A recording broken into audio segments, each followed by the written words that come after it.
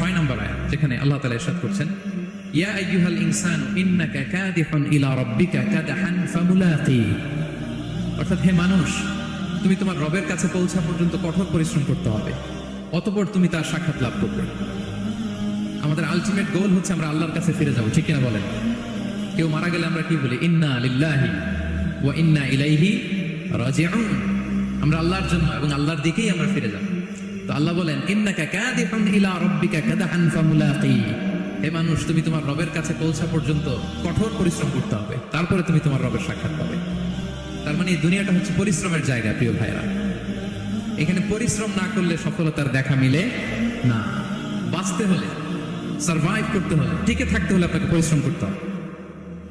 এই পৃথিবীতে কেউ কাউকে জায়গা করে দেয় না, এখানে জায়গা করে নিতে হয়, ঠিক কিনা বলেন? আপনি যদি পরিশ্রম করেন, পরিশ্রমে যে ঘাম ঝরে শরীর থেকে, পরিশ্রমের ঘামে জন্ম নেয় সফলতার বীজ।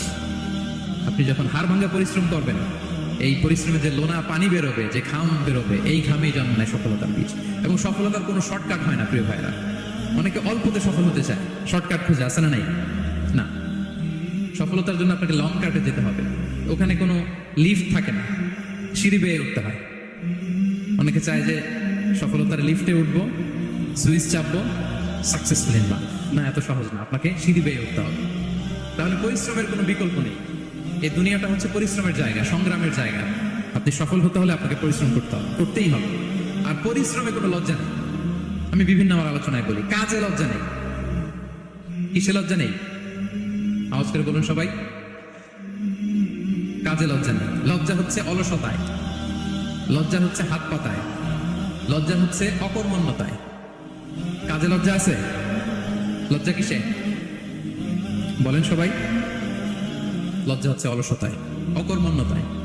যারা কাজ না করে ফুটানি মারে, ওইটাতে লজ্জা। অনেকে আছে ফুটানি মারে, আছে না নাই? কাজ করে না, শো অফ, ফুটানি। এই ফুটানিতে লজ্জা, কিন্তু পরিশ্রমে কোনো লজ্জা নেই। এজন্য আল্লাহ তাআলা বললেন, ইয়া আইয়ুহাল